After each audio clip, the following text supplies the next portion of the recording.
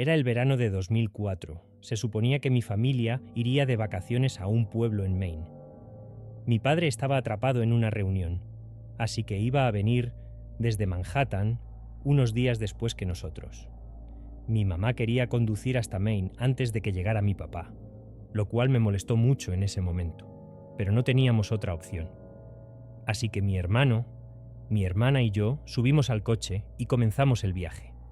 Teníamos alrededor de 14 años en ese momento. El viaje transcurrió sin incidentes, pero hubo varios retrasos y terminamos llegando mucho más tarde de lo planeado originalmente.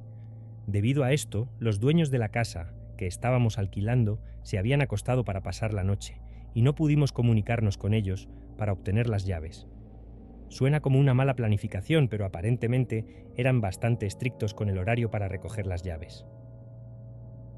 Mi mamá decidió que quería langosta, así que fuimos a uno de nuestros lugares favoritos.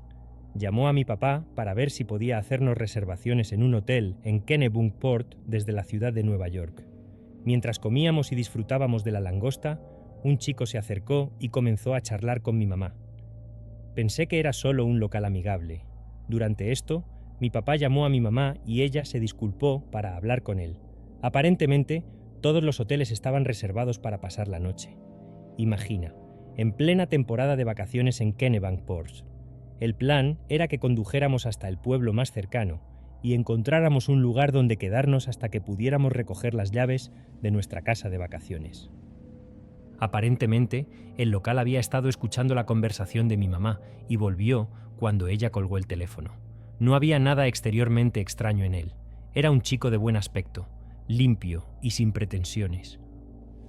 Le dijo a mi mamá que tenía una casa grande con una casa de huéspedes en la que podríamos quedarnos y que a su esposa no le importaría. Inmediatamente mi reacción fue que no.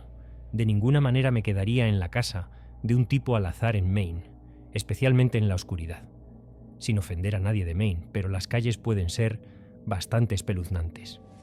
Mi mamá, haciendo su debida diligencia, determinó que este tipo era legítimo.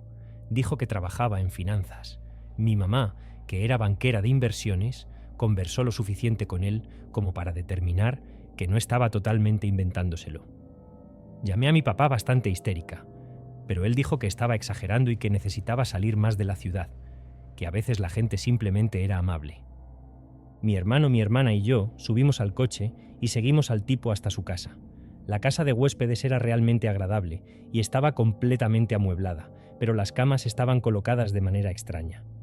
Tenía 2 dormitorios y, en lugar de estar en el centro de la habitación, estaban justo debajo de las ventanas. Me pareció fuera de lugar. Avancemos rápidamente.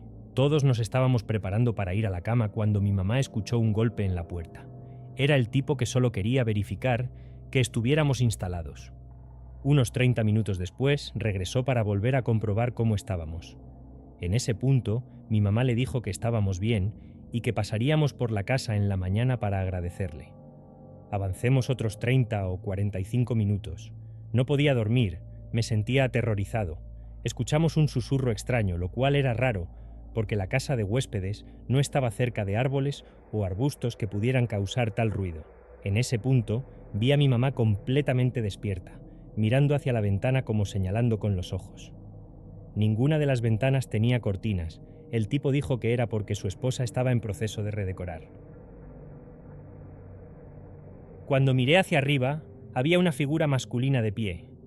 Pensé que me iba a dar un ataque al corazón. No sé cuánto tiempo estuvo allí, pero cuando se fue, mi mamá esperó un poco y luego nos dijo que recogiéramos nuestras cosas. No estaba bromeando. Teníamos a mi papá al teléfono en ese momento, prácticamente enfadado con mi mamá por algo, pero no escuché bien. Mi mamá nos dijo que íbamos a poner las cosas en el coche y que la siguiéramos. Era alrededor de las 2:00 am cuando subimos al coche. Nos detuvimos frente a la casa principal para tomar las llaves, pero cuando llegamos, todas las luces estaban apagadas. No solo eso, sino que parecía que nadie había estado en casa. La luz del porche, la lámpara de mesa y las ventanas delanteras, todo estaba oscuro. Además, los 2 coches se habían ido, el coche del local y el que supusimos que era de su esposa. Después de ver esto, mi mamá, bastante inquieta, dijo que nos íbamos. Procedimos a conducir hacia la puerta de entrada, que estaba cerrada con cerrojo y candado desde adentro. Era una puerta súper fuerte, así que mi papá dijo que la acelerara. Estábamos en un SUV grande, así que simplemente la atravesamos. Condujimos de regreso directamente a la ciudad de Nueva York sin hablar en todo el trayecto. Nunca regresamos a Maine y mis padres se niegan a hablar de ello. Le pregunté a un miembro de la familia una noche, cuando estaba borracho, y todo lo que dijo fue: «¿No te dijeron que los verdaderos dueños de esa casa estaban de vacaciones?» Asumo que mi mamá o mi papá hicieron un seguimiento con las autoridades locales y lo descubrieron, pero nunca nos lo dijeron. No sé quién era ese hombre, ni qué estaba planeando esa noche. Tenía curiosidad por saber si había asesinos en serie o asesinos conocidos en esa área en ese momento. Estaba viviendo en Asheville, Carolina del Norte. Iba a una cafetería local todo el tiempo. El día que conocí a este chico era como cualquier otro. Entré a la tienda, pedí mi café y me senté a leer el periódico local cuando un hombre mayor se me acercó y me preguntó si podía sentarse. Había ido allí para conocer gente nueva y normalmente iba por los chicos más jóvenes, pero pensé que demonios y dije que sí. Se sentó y comenzó a hacerme preguntas como dónde trabajaba, dónde vivía, si tenía parientes, etc. Durante nuestra charla le hice preguntas y descubrí que era un vendedor ambulante que viajaba por la I-40 desde Ohio a Asheville. La última pregunta que me hizo fue cuántos años tenía. Cuando le dije mi edad, apenas me creyó. Parecía mucho más joven de lo que era. Tenía 29 años, pero supongo que parecía un adolescente. Parte de mi kit era mostrarle a la gente mi identificación, y se la mostré a él también. Tan pronto como la vio, dijo: «Gracias por la charla», y se levantó y se fue. No pensé en nada hasta que tomé otra taza de café. El chico detrás de la cafetería me preguntó si el viejo me estaba molestando y le dije que no era nada que yo no pudiera manejar. Le agradecí por su preocupación. La noche siguiente fui a un club de striptease con mi novio que acababa de abrir en la ciudad. Mi novio me preguntó si quería desnudarme porque alguien le había ofrecido al gerente $500 para que yo lo hiciera. Realmente no quería, pero estaba bastante interesada en saber quién iba a pagar tanto para que me desnudara. Coincidencia o no, era el mismo tipo de la cafetería. Estaba extremadamente asustada. Él se acercó a mí más tarde esa noche y comenzó a hablarme sobre cuántas personas había matado en Vietnam, especialmente mujeres jóvenes y niños. Entonces me asusté mucho y me alejé de él. Encontré otro grupo de amigos con los que pasar el rato y me aseguré de nunca estar sola. Él no intentó nada conmigo, aunque simplemente se fue. Yo estaba como enloqueciendo por dentro, pero realmente no hice nada al respecto. Simplemente fui a trabajar al día siguiente, como de costumbre. Una de las chicas con las que trabajaba se acercó y me preguntó si había oído hablar de esa chica que había sido apuñalada en el cuello por detrás al salir de uno de los bares. La chica continuó diciendo que su padre era policía y que estaban buscando a un asesino en serie que estaba matando a chicas jóvenes desde Ohio hasta Asheville, cerca de la I-40. No estaban seguros, pero pensaban que era un tipo mayor, probablemente un vendedor ambulante. Los policías creían que tenía algo contra las mujeres con mis características, de 18 años o menos. Me asusté y le conté lo del chico al que llamaba papá. Pero no sé si no me creyeron o qué, porque no me cuestionaron realmente. Creo que lo único que me salvó fue el hecho de que yo era mucho mayor. Esto nos pasó a mi esposa y a mí unos meses después de mudarnos a un nuevo lugar.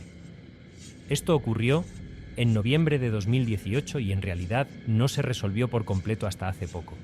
En ese momento, mi esposa y yo estábamos pasando por momentos difíciles. Estaba ganando dinero de formas ligeramente ilegales y había estado en prisión durante 9 meses. Salí en septiembre de 2018 y tenía un trabajo en la ciudad esperándome cuando llegara a casa. Cuando salí de la cárcel, mi esposa vivía con su mamá, aproximadamente a 1 hora de la ciudad, pero sabíamos que teníamos que encontrar un lugar para vivir cerca de nuestros trabajos, que estaban en el centro de la ciudad a la que nos íbamos a mudar. Estábamos empezando de nuevo y después de pagar las tarifas legales, las multas y otras deudas variadas, sabíamos que solo podíamos permitirnos algo súper barato, que nos permitiera pagar semana a semana en lugar de tener que pagar depósitos de seguridad y alquiler mensual por adelantado. Encontramos una pensión en nuestra ciudad y la comprobamos. Había 4 habitaciones en la casa con cocina y baño compartidos para todos. Nos mudamos a una de las habitaciones. Nuestros vecinos en el primer piso eran una señora de 30 años y su mamá. Arriba vivía un chico joven que se había mudado la misma semana que nosotros y, por último, una pareja joven que vivía en la habitación junto al otro chico joven. Durante los 3 meses que vivimos allí, las únicas personas con las que hablamos fueron la pareja joven de arriba, que se parecía a nosotros en edad e intereses. Solíamos hablar con ellos de pasada o tal vez en el porche delantero, cuando todos fumábamos un cigarrillo. Eran bastante amables y también fumaban marihuana, algo que mi esposa y yo también hacíamos. Fumábamos juntos en el porche un par de veces. Las cosas iban bien hasta que llegó el mes de noviembre y todo empezó a desmoronarse. Empezaron con pequeñas cosas, como escucharlos pelearse a gritos, o uno o ambos, pidiéndonos dinero prestado a mi esposa y a mí, o intentaban constantemente conseguir cigarrillos. Un día llegué a casa y Sierra entraba a la casa al mismo tiempo que yo, con 3 tipos que nunca había visto antes, y un estuche de cerveza. Estuvieron de fiesta toda la noche y nos mantuvieron despiertos a mi esposa y a mí, pero terminamos acostándonos alrededor de las 5:00 am. Unos días después nos despertaron un domingo, el único día libre para mi esposa y para mí, gritándole a Sierra y tirando todas sus cosas en el patio delantero. Jim la estaba llamando de todo y le decía que saliera de su vida, yada. Discutieron durante como 3 horas y finalmente alguien recogió a Sierra. Tuvimos una semana de paz y tranquilidad, pero a la semana siguiente ella volvió y las peleas y los gritos fueron constantes. Una noche, era martes, el día antes de mi cumpleaños. Mi esposa y yo trabajamos ese día y simplemente holgazaneábamos después del trabajo. Fumamos un poco de marihuana alrededor de la 1 am y pusimos una película para relajarnos. Durante toda la película podíamos escuchar a Jim y Sierra gritándose el uno al otro. Los escuchábamos pisoteando mientras se movían arriba, en la habitación justo encima de nosotros. Sonaba durante toda la película. Después de terminar la película, sin poder dormir por haber fumado demasiado, ambos notamos que Jim y Sierra finalmente habían dejado de pelear. Ambos queríamos aprovechar el silencio y nos acostamos. Nos acurrucamos para dormir hasta que tuviéramos que ir a trabajar por la mañana. Mi esposa me despertó en medio de la noche, sacudiéndome y mirando hacia mi lado de la cama. Estaba tan cansado y fuera de mí que pensé que tal vez había visto una araña grande y quería que la matara. Me doy la vuelta para levantarme, y cuando lo hago, hay un hombre de pie al lado de mi cama, hurgando en mi mesa de noche. Tenía un galón de leche vacío en la mano. Después de darse la vuelta y mirarnos a los ojos, se levantó de su posición encorvada y simplemente me miró. Puse mis pies en el suelo y me senté en la cama mientras él comenzaba a retroceder lentamente, un paso a la vez. En ese momento, finalmente me di cuenta de que era Jim en nuestra habitación, revisando mis cosas y sosteniendo un galón de leche vacío. Aún bastante fuera de mí, le dije con calma: «¿Qué pasa, Jim? ¿Por qué demonios estás en nuestra habitación?» Después de unos segundos, Jim preguntó: «¿Puedo tomar prestado el coche o puede uno de vosotros llevarme a la gasolinera y volver muy rápido?»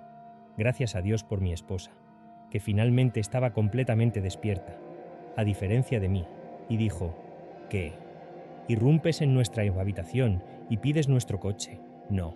No puedes tomar prestado nuestro coche después de irrumpir en nuestra habitación a las 4:00 am. Ahora, lárgate de aquí, maldito loco». Sorprendentemente Jim se fue, pero no se fue lejos. Salió corriendo por la puerta principal y empezó a correr, la calle hacia la gasolinera a la que nos pidió que lo lleváramos. Miré a mi esposa y antes de que pudiéramos decir algo, nuestro otro vecino de arriba bajó y nos dijo que Jim y Sierra estaban peleando peor de lo que jamás había escuchado o visto. No había escuchado ningún ruido proveniente de la habitación durante aproximadamente 1 hora.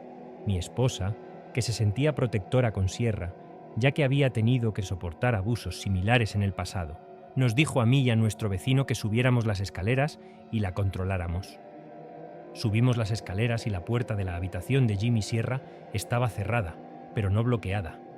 Llamé y grité, llamando a alguien, pero no hubo respuesta. Mi vecino giró el pomo de la puerta y la empujó para abrirla. En la pared trasera de la habitación, Sierra estaba acostada en el sofá boca arriba. Notamos que el piso y el techo habían sido cortados, casi como si alguien estuviera tratando de entrar al piso y al techo por alguna razón. Mi vecino y yo caminamos hacia el sofá pensando que Jim la había dejado inconsciente, pero cuando llegamos a ella nos dimos cuenta de que había sangre en el sofá, finas rayas de sangre en la pared y sangre por toda ella. No puedo hablar por mi vecino, pero tan pronto como la miré, pensé que no tenía cara. El vecino llamó a la policía inmediatamente y yo me quedé allí, estupefacto. Lo escuché decirle a la policía que Jim le había destrozado la cara a su novia con un mazo y que el arma todavía estaba allí. Pero Jim se había escapado. Le dijo a la policía que saliéramos de la habitación y esperáramos afuera si nos sentíamos seguros. La policía vino, le pusieron una orden de búsqueda a Jim y lo encontraron aproximadamente una hora más tarde, corriendo por la calle. Después de hablar con la policía, dijeron que parecía que Jim estaba tratando de encontrar la tubería de gas en la casa y probablemente quería que lo lleváramos a la estación de servicio a buscar combustible para ayudarle a quemar la casa con Sierra dentro. Después de que todos los policías se fueron y todo se calmó, mi esposa y yo nos miramos como diciendo, ¿qué diablos? Tuvimos que llamar a trabajar al día siguiente porque había 2 camionetas de noticias afuera toda la mañana y cada vez que salíamos a fumar o algo así, nos acosaban para una entrevista. Terminó siendo un pequeño reportaje en las noticias, con un párrafo corto en el periódico y un segmento de 1 minuto en el canal de noticias local. Pero sí, así es como me encontré cara a cara con un asesino justo después de que matara a su novia en la misma casa en la que yo estaba. Esta es una combinación de muy breves historias que escuché después de que atraparon a este tipo. Comenzaré con la mía. Vivo en un pueblo muy pequeño, rodeado de bosques, lagos y ríos. Un día fui a una gasolinera familiar y a una tienda de comestibles a hacer unas compras y regresé a mi coche para irme. Cuando salía del camino de entrada, había una camioneta blanca conducida por un señor mayor entrando a la tienda. Mientras esperaba para salir a la carretera, estaba mirando mientras él pasaba junto a mí porque iba a saludarlo. Pensé que era el tío de mi amigo, que tenía una camioneta igual y desde la distancia se parecía a él. Pero mientras miraba, el tipo se giró para mirarme y me di cuenta de que no era el tío de mi amigo en absoluto. Miré a los ojos más fríos y malvados que jamás haya conocido. Conduje a casa ese día pensando en asesinos en serie, asesinos y bichos raros, antes de convencerme de que mi imaginación se estaba volviendo loca. Pero más tarde, en 2008, una señora de nuestra ciudad conoció a este tipo con su camioneta en otra gasolinera, a unos kilómetros de la ciudad. Él dijo que estaba buscando un lugar para acampar que fuera gratuito y que no tuviera que registrar nada. Ella supuso que no tenía hogar y que no tenía suerte, así que le dio indicaciones para llegar a uno y le dijo que simplemente la siguiera. Eventualmente llegaría a su casa, pero si seguía avanzando unos cuantos kilómetros, encontraría el lugar. Más tarde ese año, ella realmente se asustó cuando supo quién era este tipo y le mostró dónde vivía. Otra vez, unas chicas universitarias estaban en la playa, y una de ellas dijo que después de que atraparon a este chico, ella y sus amigas lo habían visto y hablado con él varias veces en la playa durante el verano de 2008. Parecía muy agradable, pero por supuesto, ellas también se asustaron cuando se enteraron de lo que era capaz de hacer. Una vez más, en diciembre de 2008, una señora de nuestra área desapareció. No voy a entrar en detalles sobre eso. Puedes buscar en Google y leer sobre esto. De esta manera, el individuo fue capturado después de cometer un horrible acto de secuestro y asesinato. Fue a Georgia y secuestró y asesinó a una niña, y una pista sobre quién era. Si buscas en Google el asesinato en Blood Mountain en Georgia, sabrás de quién estoy hablando. Al menos creo que lo harás de todos modos porque no lo he buscado en Google, pero de todos modos es real. Fue realmente extraño saber que lo había visto una vez después de todo lo sucedido, que vivía tan cerca y probablemente pasaba por mi casa muchas veces antes de que secuestrara y asesinara a esta señora de nuestra zona.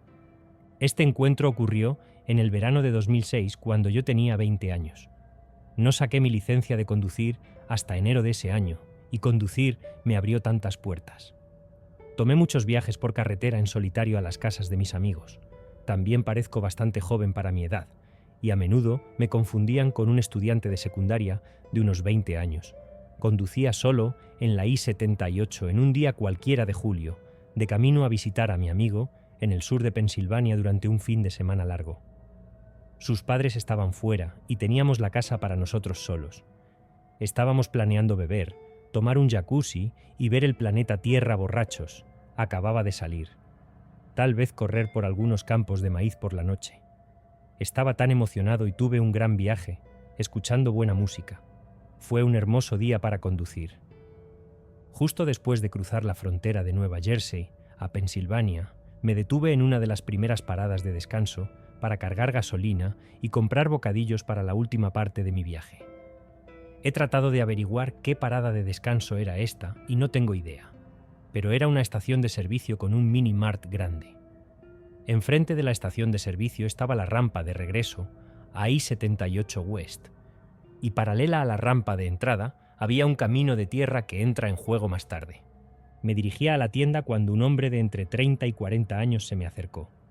Era un tipo fornido, decentemente alto. Mido 1,55 metros. Tenía el pelo oscuro, un bigote y perilla, y acababa de salir de una camioneta negra estacionada a unos cuantos espacios de mi coche. Tenía una mirada súper intensa e inmediatamente me asustó. Simplemente tenía una energía loca. Realmente no me dan malas vibraciones las personas con tanta frecuencia, pero esto era simplemente extraño. Se paró demasiado cerca, con su mirada loca, directa y concentrada. Su elección de palabras fue extraña y activó todas mis alarmas. Me preguntó si era de la zona, a pesar de mi matrícula de Connecticut. Incluso me preguntó hacia dónde me dirigía y si sabía de algo divertido que hacer, porque él tenía planes más tarde y tiempo que matar de antemano. Me invitó a jugar minigolf o ver una película con él. Sinceramente, no respondí ninguna de sus preguntas y rechacé su invitación para pasar el rato con él. Le dije que no conocía muy bien el área y me alejé hacia la tienda, impresionado porque me pidió que fuera a algún lugar con él. Fue tan aleatorio e incómodo. Mientras se alejaba gritó: «¡Eres hermosa!». El volumen y el tono me pusieron los pelos de punta. Fue súper agresivo e inapropiado. Incluso asustó a una familia que salía de la tienda. Era tan ruidoso que entró a la tienda poco después y me estaba mirando fijamente. Así que fui a usar el baño y me quedé allí durante al menos 10 minutos, enviándole mensajes de texto a mi amigo sobre este tipo asqueroso. Cuando salí, afortunadamente, ya no estaba en la tienda, así que me tomé mi tiempo para comprar bebidas y bocadillos. Croquetas agrias, brillantes y mezclas de frutos secos eran mi comida obligatoria en el viaje por carretera. Salí a cargar gasolina en mi coche. Me sentí aliviado de que su coche ya no estuviera y comencé a pensar en el resto de mi viaje y a emocionarme por ver a mis amigos. Cuando me detuve en la carretera para regresar a la autopista, escuché a alguien tocar la bocina insistentemente. Vi a este tipo en el camino de tierra paralelo a la rampa de acceso, en su camioneta, tocando la bocina, gritando y saludándome para que condujera hacia él. Estaba directamente frente a la gasolinera y había estado esperando a que me detuviera. Inmediatamente me asusté y salté a la rampa de regreso a la I-78. Él entró en la autopista detrás de mí. Llamé a mi amigo muy asustado. Conduje tan rápido y probablemente de manera peligrosa, mirando hacia atrás constantemente. Tengo suerte de no haber tenido un accidente, pero simplemente no sabía qué hacer. Él no me siguió por tanto tiempo y creo que, después de algunas salidas, finalmente logré perderlo. Mi amigo y yo teníamos un plan de respaldo. Si volvía a ver su coche, me dirigiría a una estación de policía en el pueblo más cercano a su casa, en lugar de ir directamente y llevar a este monstruo hacia nosotros. No volví a ver su coche y llegué a casa de mis amigos, pero las últimas horas de mi viaje estuve extremadamente tenso y ansioso.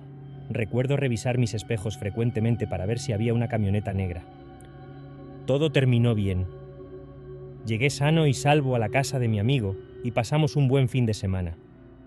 El encuentro fue definitivamente espeluznante, pero terminó. Durante los años no pensé mucho en ello. Sin embargo, en 2014 estaba hablando con otra amiga, que es muy interesada en los asesinos en serie. Mencioné mi encuentro en broma, sugiriendo que se trataba de un asesino en serie que había conocido. Le conté mi experiencia y estaba fascinada. Quiso buscar en Google asesinos en serie activos en el área de Pensilvania en ese momento. El primer resultado fue para Adam Leroy Lane, y se parecía casi exactamente al hombre que conocí en 2006. Podría haber sido mi mente llenando los espacios en blanco, pero las características básicas coincidían: entre 30 y 40 años, alto pero fornido, con cabello castaño, bigote y perilla. La hora y el área coincidían en mi memoria. Era un poco más delgado que en las fotos y era 2006, no 2007, cuando fue condenado por asesinar mujeres. Aún así, es una coincidencia extraña y es algo que nunca he olvidado. Esta parte de la historia comienza en 2009. Yo era un estudiante de tercer año de secundaria y vivía en un pequeño pueblo de Ohio. En el otoño, comencé a salir con mi primer novio real, John. Él era un estudiante de último año y muchos de sus amigos salían con mis amigas. John era muy querido y divertido en la escuela. Estaba entusiasmada con la relación, especialmente porque a mis estrictos padres incluso les parecía bien. Él era bastante callado con ellos, pero siempre educado y agradecido. Como es un pueblo pequeño, John vivía literalmente en la misma calle y salíamos todo el tiempo. Mis padres se estaban divorciando en ese momento, así que me gustaba pasar más tiempo en su casa que en la mía. John vivía con Chris, un hombre que no era su padre biológico, pero de alguna manera había vivido con él desde los 13 años y a menudo lo llamaba papá. Chris era un consejero de adolescencia que conocía a John porque había estado en el sistema de cuidado de crianza y había acogido a John. Chris era un ser humano increíble. Solo estaban ellos dos y su pug Murphy en la casa. No sabía mucho sobre la infancia de John al principio, aparte de que claramente había sido bastante difícil para él, involucrándose con los servicios para niños. Pasábamos mucho tiempo juntos y siempre lo pasábamos bien con Chris. Al final, John me confió que a menudo tenía una depresión muy grave y que tenía pensamientos muy malos.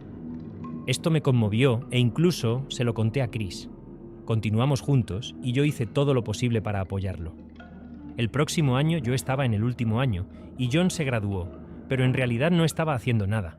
No fue a la universidad y sus planes de unirse al ejército no estaban funcionando, así que simplemente vivía con Chris y trabajaba en un trabajo de medio tiempo que mi padre le había conseguido. Siempre había ido a la escuela y a actividades extracurriculares y sentía que John me estaba frenando. Nuestra relación iba cuesta abajo en muchos sentidos, pero tenía miedo de que si rompíamos, él realmente pudiera hacer algo drástico. Había amenazado con hacerlo cuando lo intenté en mayo de 2011. Me gradué de la escuela secundaria y decidí que tenía que dejar atrás la relación. Estaba teniendo mis propios problemas de depresión y John estaba teniendo un efecto perjudicial en mi salud mental. Finalmente le dije que teníamos que romper y que necesitaba dejar de contactarme con esas amenazas. Casi corté todo contacto y un par de meses después conseguí un apartamento con un amigo a unos 30 minutos de casa, al lado de la universidad a la que asistía. Un viernes por la noche, en abril de 2012, estaba en mi ciudad natal para ver a un amigo y pasé por la casa de John, donde vi coches de policía por todas partes. Me quedé en shock y no sabía qué pensar, así que inmediatamente llamé a nuestro amigo mutuo, Kyle. Kyle dijo que no tenía idea de lo que estaba pasando con John. Me contó que John había estado en su casa unos días antes y parecía estar de buen humor, especialmente porque conducía el BMW de Chris en ese momento, lo cual le encantaba hacer. Kyle estaba pasando el rato en mi apartamento con mi compañera de cuarto, lo cual era normal ya que estaba enamorado de ella. Sigo conduciendo hacia mi casa, pero Kyle no ha escuchado nada más, excepto llamadas de mi madre. Mi madre tiene la primicia, ya que es amiga de esposas de policías y cosas así en la pequeña ciudad. Resulta que John asesinó a Chris y estaba huyendo. Alguien había llamado para un control de bienestar, después de no tener noticias de Chris durante un tiempo. Los policías encontraron su cuerpo en casa.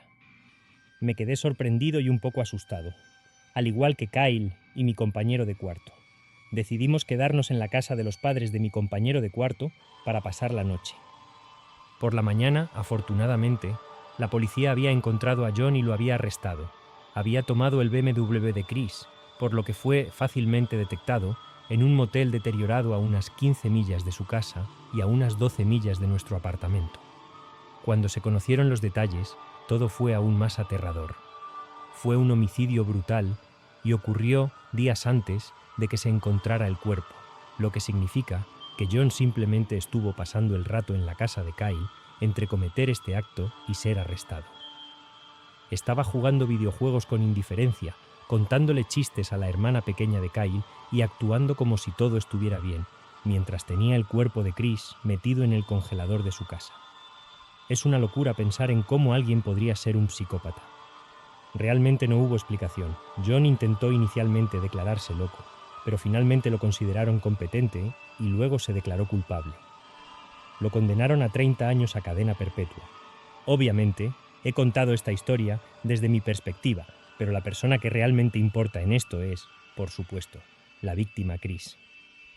Era verdaderamente un santo de ser humano, mi modelo a seguir durante tantos años. Uno se pregunta cómo pudo sucederle algo tan horrible a alguien tan bueno y en manos de alguien a quien le había dado todo, alguien a quien había amado, confiado y visto como a un hijo. Es horrible. Chris pasó su vida defendiendo a niños como John. El centro local en el que trabajaba lleva ahora su nombre, al igual que la calle en la que se encuentra. A menudo me pregunto por qué ocurrió todo esto. Chris y John se llevaban bien casi todo el tiempo, y aunque John claramente tenía problemas de salud mental, nadie pensó que realmente lastimaría a alguien. Pero claramente algo andaba muy mal con John y no lo vimos. Dicen que en retrospectiva todo es más claro, y definitivamente puedo mirar hacia atrás y pensar en algunos casos extraños con él. Era astuto, manipulador y enojado. Eventualmente mostró todos esos rasgos, pero tuve la suerte de no experimentar ninguna violencia de su parte. Desearía poder decir lo mismo de Chris. Estoy agradecido por el tiempo que pasé con él y por el impacto positivo que tuvo en mi vida durante ese tiempo. Sé que también tuvo un efecto positivo en muchas otras vidas. Que descanse en paz.